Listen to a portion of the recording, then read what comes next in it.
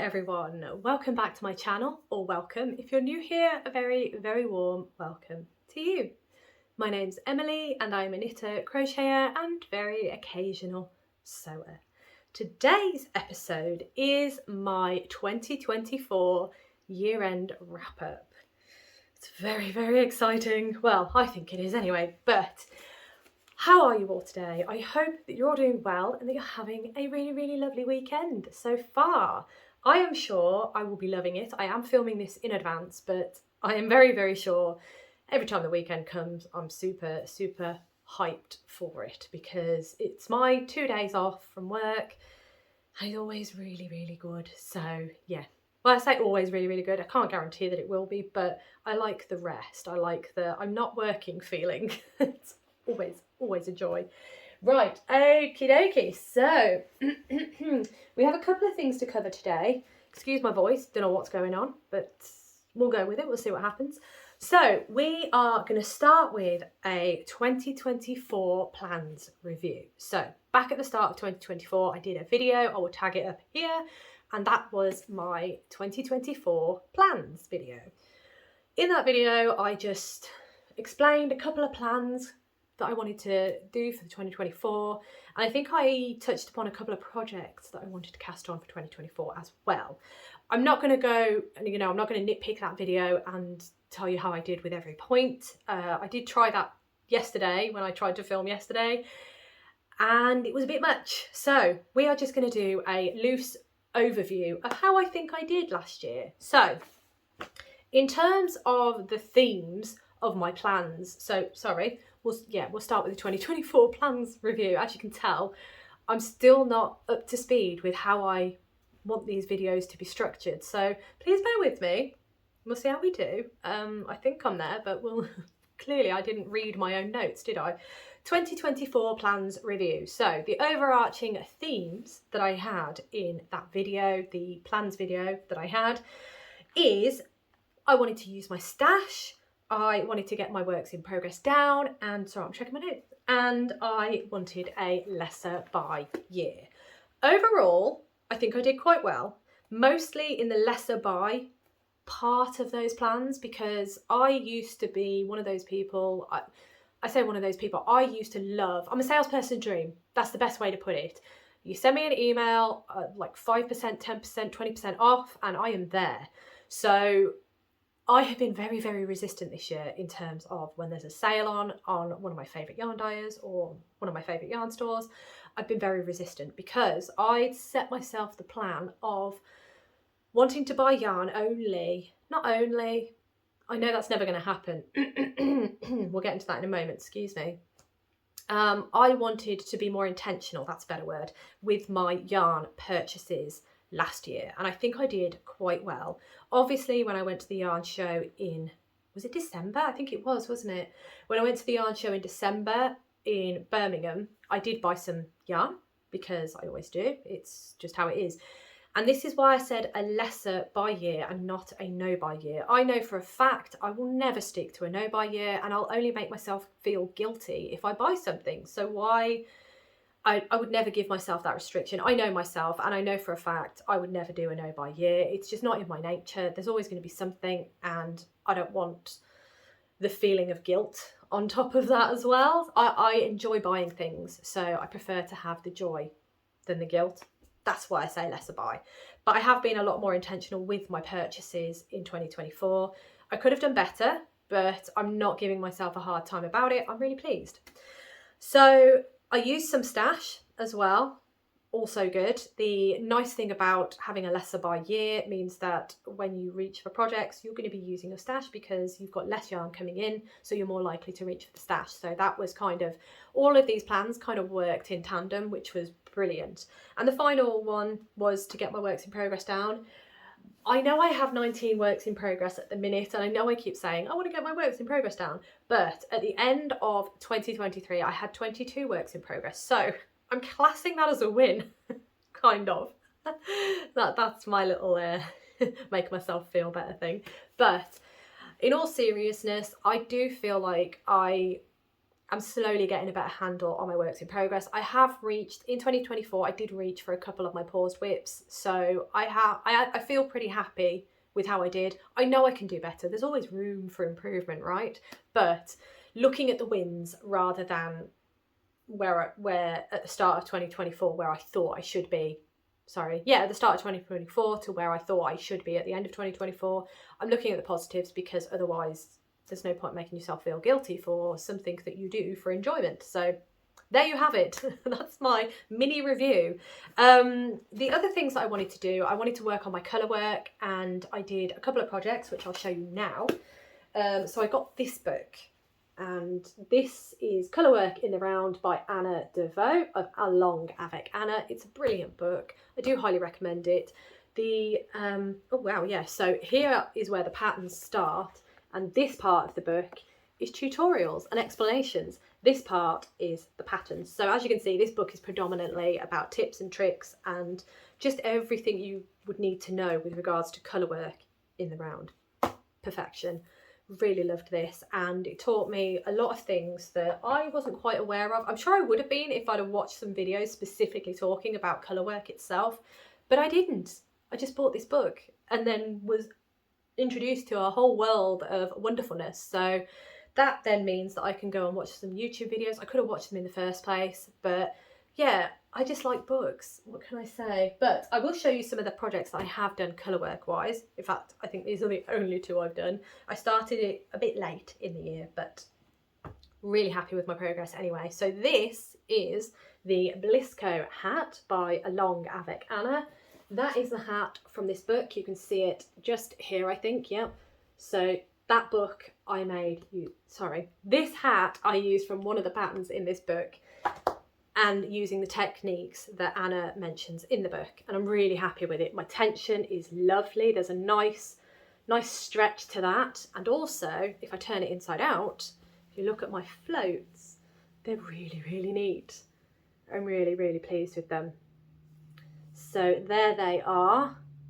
Really happy with this project. And as I say, this was the first colour work project that I did since receiving that book and since making a conscious effort to try and improve my colour work. So that was the first project. The second project was this one.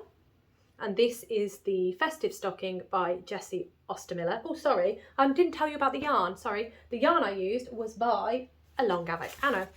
And it was her double merino, A Long Avec Anna, and the grey was called Louvre. You can just see that there. So that's this grey colour. And then the purple colour was the same yarn, double merino, by A Long Avec Anna, and it is called Amethyst. So that's what I used yarn-wise for this project. Now, carry on to the Festive Stocking by Jessie Ostermiller. It is out of the Nightmare Before Christmas knitting book. So there's a lot of patterns in that book that are inspired by Nightmare Before Christmas. So you will see Zero is here and Jack Skellington is here. Now, again, I'm going to turn it inside out to show you the floats, which I'm really proud of. So there we go. Let's just do it that way. So these are my floats. Really, really proud of these. Now, wherever you see white in the head here, that is where I've taken a long float and trapped it. Now, although I'm really happy with these floats and I think it's really, really neat, I'm really proud of myself, I don't like how I've carried the floats, and I'll tell you for why. It's because when you look at this side, in fact, you can see it better on this side. When you look at this side, the correct side, you can see where there we go. You can see where I've trapped the yarn. You've got like this green in the middle of his head, which I really dislike. I'm not a fan of that. So I don't know whether I've done it wrong, whether I'm just looking too close, I'm too picky, who knows? But I'm really happy with the overall product, really happy, but not happy enough to gift it. So I am remaking it. This is the one for me. I was making 2 for my sister and 2 for me. So this one I will keep for myself, and then I will make her another one where I'm not carrying that float, because I think that's going to look a lot nicer if I don't do that. So that is my Festive Stocking, and as I say, I'm really pleased with the colour work on it. I'm really pleased with the tension, just really happy with it. I think my colour work really did come along quite nicely last year, so happy. The other one that I had was that I wanted to finish a crochet garment. As you all know, I have a crochet garment in progress. That is the garment that I wanted to finish last year, and it's still not finished. In fact, I started it, frogged it, and then restarted it, and I still haven't finished it. So that's where I'm at with that. I didn't succeed, but I did make a pair of socks. So that brings us on to other mentions for 2024. Now, I did go to a Toft workshop. It was my second Toft workshop. Had a fantastic time. Really do enjoy going to them. And I think that was in July. I think that was in July. And I think I did a video on it. If I can find it, I will tag it up here. But I really enjoyed it. Really enjoyed the make. It's just such a fun time. It was in Kew Gardens. And I hope to be able to go to another one at some point. At the minute, it's not feasible for me to do so. There are many reasons for that, of which I can't discuss at this point in time. It's nothing bad, don't panic. It's very exciting actually, but just watching those pennies at the moment. So yeah, I hope to go to one again, possibly this year if I can. Failing that, I will look into it next year, definitely, because I do really enjoy them, and I really enjoy meeting new people. I really enjoy just being in a room of fellow crocheters doing a craft that we all enjoy. I think it's brilliant, and yeah, highly recommend. If you are able to do so, I do recommend going to one if you can. But yeah, so that was fun. Then I also, in terms of, I mean, other mentions are just things that were exciting for the year. It was quite a quiet year really, crafting wise, in terms of events and things like that. But I did crochet my first ever pair of socks. Here they are. These are the Duvet Days socks by So Happy Creative, and I'm so happy with them. Really, I am. They are fully crocheted pair of socks. I used DK weight yarn, and the yarn is by Siobhan's Crafts. I had, did I have 250 grams or did I can't remember exactly, but it was a mystery bag that I had. So I used the variegated yarn for the body of the sock, and then the plain purple colour as the toe, heel and cuff. And there they are, my first ever pair of socks. These would not have been possible without the help of the wonderful Michelle at Shell Star Stitches. I have tagged her channel below. Please check her out, she's wonderful. And she saved me on these socks because I got stuck on my heel and I kept getting it wrong. And bless her, she helped me out with it massively. So thank you, Michelle. I have a pair of socks. Crochet socks, need I say. Very happy with that. So that was a really big achievement for me. Right, that now brings us on to the finished objects numbers, but please don't be alarmed, it's not just gonna be a load of numbers that I throw at you. I am going to show you some projects interspersed into the numbers. So to start with, I finished that. I didn't necessarily start in 2024. Some of them would have been started prior to 2024, but I can't remember exactly how many were started, but I'm just counting the objects that I actually finished in 2024. So the total is 39. And for me, I feel like that's quite a big number personally, because yeah, it just feels a big number. It's a little bit less than last year, but you know, it's not like I'm trying to compete with myself or anything like that. The reason I do these numbers is so that I can get an idea of how much crochet I've done, how much knitting I've done, where I sort of lean, and what kind of projects I make, because I'll break it down a little bit further for you in a moment. But like, it's really interesting to see how many shawls I've made, for example, because especially now looking back, I can be like, well, I have far too many shawls and I made this number in 2024. What was I thinking? So it kind of highlights where the gaps are and where I feel I would like to make more of a certain type of project. I would like to say that would kind of inspire a bit of structure in my makes. It's not going to, but I can dream. So I'm going to give you the numbers. Out of those 39 projects, 18 of those were crochet and 21 of those were knitted items. So I will go in and break those down slightly more. So the crochet, we'll start with the crochet ones. So 18 crochet items, 16 of those were dolls / animals. So those would normally be like Toft items and things like that. One of those was a sock. You've just seen it, here it is. So happy. And the other one is other, which I'll show you in a minute because I've got 2 items to show you. So you've just seen the Duvet Days socks. I've got 2 more crochet items to show you that I finished in 2024, just going offside, or you've just seen her. So the first one that I really wanted to show you was Her Majesty, Queen Elizabeth II. And I finished this in 2024.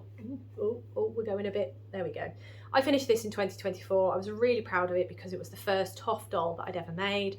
I always look at these dolls, really admire them. They're beautifully, they just look beautiful. And this one especially because she's got this gorgeous, I think it's called the mantle, just stunning. So here she is in all her glory. She's got some very nice earrings. The thing I love about Toft dolls is they've got these little ears that are built into the pattern as you crochet the head. Fantastic.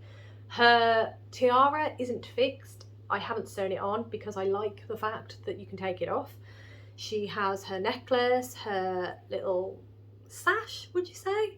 And then this mantle. I did attach this to the back of the dress, but how glorious is that? Fantastic, isn't it? But yes, there it is. The little emblem is sewn on, so underneath it is like that, but she's wearing her lovely gown. Really pretty. I've done the advanced hands, so she's got fingers and a thumb. She also has a lovely bracelet there as well, and her lovely shoes. Please excuse me, Your Majesty, but she does have some bloomers built into the pattern as well, which is just adorable. So there she is. I'm really happy with her. She was such a joy to make, and she inspired me to make some more of the dolls by Toft. I have a couple of kits. I'm trying to think off the top of my head. I've got Mary Anning. I've got Darwin now, which is very exciting to do about Darwin. Do I have another? No, I don't think I do. I think that's all I have. So I say I'm very inspired. Oh no, sorry, I do apologise. I have Santa Claus and Mrs. Claus. Those are this size doll. I do have some little dolls to do as well, but really enjoyed this make, and it really inspired me to do some more Toft dolls because they just look fantastic, don't they? Really beautiful. Right, so, and the final crochet project that I wanted to show you was this. This was my other project.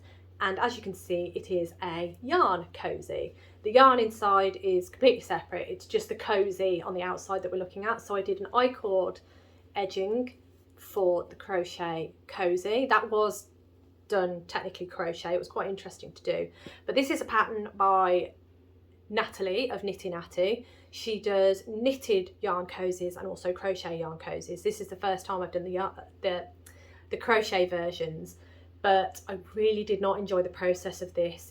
I just did not enjoy it. The effect, it looks fantastic, doesn't it? But I had this feeling that it would be such a quick make, it would be so much fun, and then I'd be able to make loads of yarn cozies with my leftover yarn. This is leftover yarn. I'd be able to make loads of them, and then that would be great, and I'd be able to make them really quick, but did not enjoy the process, so it took me a lot longer to make because of that. So I'm going to go back to the knit ones. But it does look really effective, doesn't it? Really lovely, that. So that is those are a couple of my crochet makes for, and then of course there's Martin up here, Martin the Tibetan Blue Bear. Right, now that takes us into knitting projects for 2024, of which there were 21. So breaking those down a little bit more, we had 3 socks, there was 1 mitt, so 1 mitten, there were 6 shawls / cowls, quite a few really, considering, as I said earlier, I have quite a few shawls, so need to tone that down a bit. Then I had 2 garments, I made 3 hats, and there were 6 other items. So in terms of the projects that I wanted to show you, I'm going to start with the shawls, and we're going to start with, of course, the Stephen West Mystery Knit Along. You've seen quite a lot of this quite recently because it was during Vlogtober of 2024, but here it is. This is Go Go Dynamo by Stephen West. This was the Mystery Knit Along for 2024. Loved it. Really loved this one. Just such a fun project to make. Yes, there it is in all its wonderful glory. So this project, the yarn I used was my own hand-dyed yarn. Here it is. This is the green that I used, and let me grab my label. Have I folded it nicely? Oh, I have, kind of. It's a bit crinkled, but you know. There is my yarn. It is Apex yarn. All of my yarn is hand-dyed, inspired by motorsport, so various liveries of car. This one in particular is inspired by the Peugeot hypercar that debuted in 2023, I think it was 2023. But if you go on the Lego website and you have a look at the Peugeot hypercar, that livery is what inspired this. And the name of the colourway is Who Needs, come on, there we go, Who Needs Wings. So green is this colour, and then the grey, which I haven't got on me right now, but there it is. That would be Who Needs Wings grey. And the reason it's called Who Needs Wings is because when the car debuted, it did not have a rear wing. Let me pop that in, and it was performing quite well actually. Very unstable, I think that was the issue with it. So now it does have a rear wing, but when it debuted it didn't have a rear wing, and everyone was like, what is going on? But no, it was quite quick, but yeah, just not very stable. Anyway, right, let's pop that down there. That was the yarn I used, and this is the final product. Love it, really do. I always say with Stephen West Mystery Knit Alongs, for me, it starts off being the process. I learn so much. I really enjoy, as I said, the process. So definitely a process knit. It just so happens that sometimes I enjoy the final product as well. So it can be a process and a product knit, but until I have finished it, I don't know if it's a product knit. But this is definitely process and product because really love it. Really happy with it. So that is the Go-Go Dynamo by Stephen West. Right, on the same sort of vein, I have a cowl to show you. This cowl I started when I went to Le Mans in 2024, so the 24-hour motorsport race in Le Mans. And I always take a project with me. I cast a new one on, and I cast it on in, again, my hand-dyed yarn, because I'm going to a motorsport event. I kind of want to work with motorsport inspired yarn, so that's what I did. And this is what I made. Here it is. This, you may sense a theme here, but I'll explain in a moment. This is the beautiful Starfall cowl by Michelle Lee Bernstein. It's so much fun. It is an assigned pooling project. So my variegated version of the colourway Who Needs Wings, this is my hand-dyed yarn. So the way I dye yarn is I will dye a variegated version, which includes all the colours of the car livery in this case, which is the Peugeot hypercar again, so Who Needs Wings. Then I take the main colours from it. So as you can see, I've taken the green and the grey, and I've split them out into two separates, which is why you get the two separates, which are semi-solid colours. That's generally across the board what I do with my colourways. So this is the variegated skein of Who Needs Wings. It was a very Who Needs Wings year, wasn't it? But I really wanted to try it out in terms of the assigned pooling colour, because this is the one that's closest to an assigned pooling project colour. Now, the stars I did make a little bit bigger because my block of colour that I dyed was slightly larger than the stars. So Michelle does mention this in the pattern, so you can tailor it to however you need. And then say, for example, when a colour is very close to another star, I just knitted that, and that's fine. So it looks really funky. I really enjoyed this. I really enjoyed this pattern. It was so much fun. And then at the end you have this really lovely little bit of lace work going on to finish it off. Really lovely project. I do highly recommend it, and it's definitely a fun one if you want to try out a signed pooling project. Really fun. So that was that one. Right, do I have any more? Oh, I do. I have one more for you in terms of, I've done this backwards, haven't I? I have done it backwards, but never mind. One more in terms of shawls and cowls, and that is this project. This is the Sophie shawl by Petite Knits.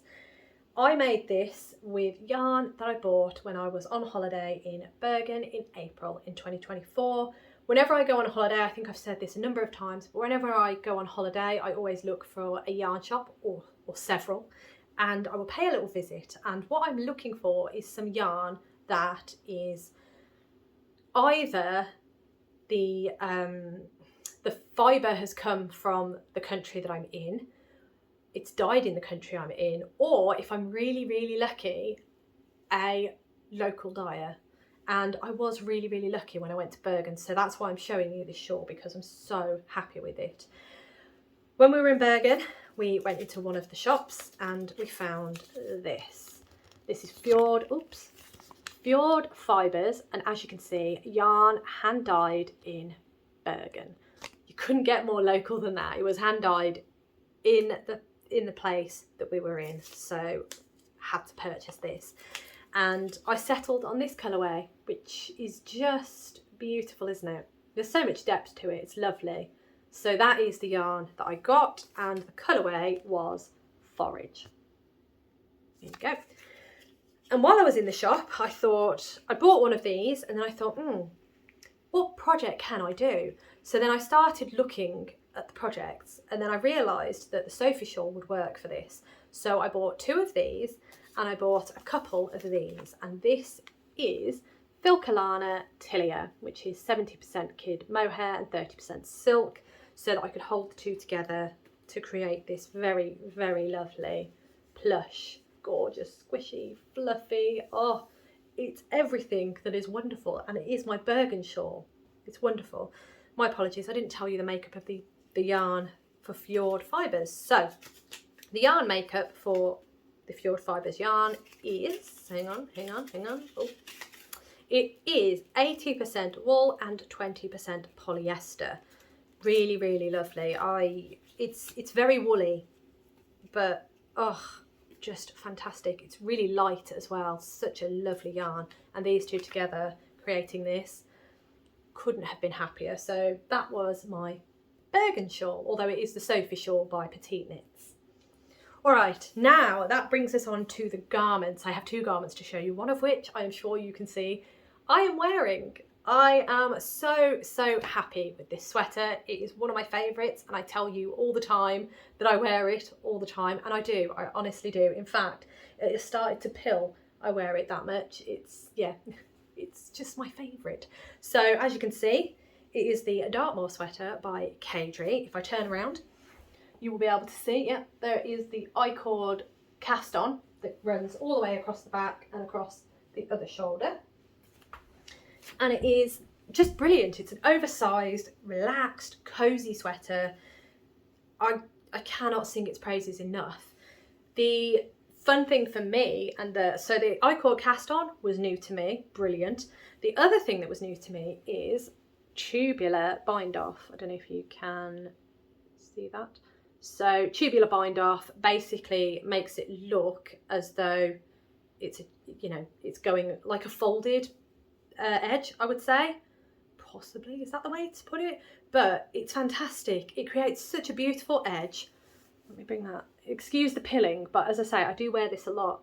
So it's got this brilliant tubular looking bind off. It looks really neat. It's quite stretchy. It's fantastic. I even did it on the bottom of the sweater. Did it on the top, did it on the cuffs, and I did it on the bottom. Love this sweater so much. So much that I would like to make another at some point, but I need to hold off for the moment.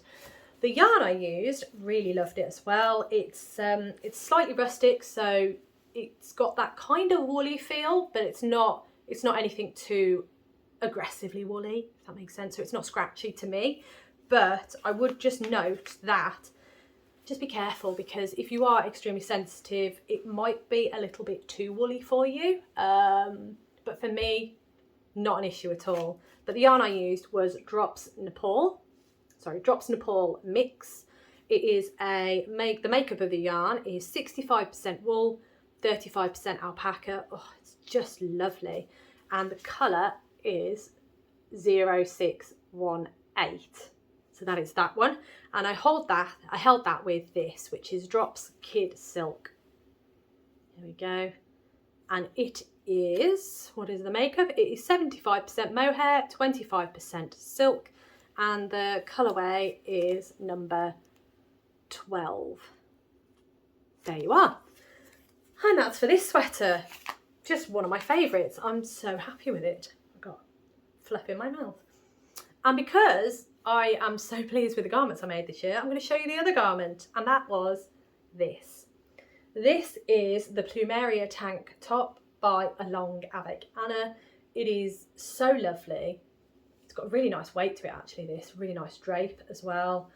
I splashed out a little bit for this one. I bought the proper yarn for it and I haven't had the opportunity to properly wear it yet, so I'm really looking forward to getting some warmer weather so that I can really start wearing it. But it's lovely. I'm really happy with the colours that I chose as well, and I really enjoyed the pattern too. It was just so much fun to make, and because it's a tank top, it was nice and quick, if I remember correctly. Could be mistaken though. But yes, so the yarn I used, I've still got mohair in my mouth. It's not ideal. The yarn I used again was Double Merino by Along Avec Anna, so there it is. I used leftover of Louvre. No, I used the leftover in the hat, didn't I? So I bought this for the tank. And then the other colour, so the darker colour in the tank, again, Double Merino by Along Avec Anna, and the colourway was called Celadon. So these two together, there you are, for that. Loved it.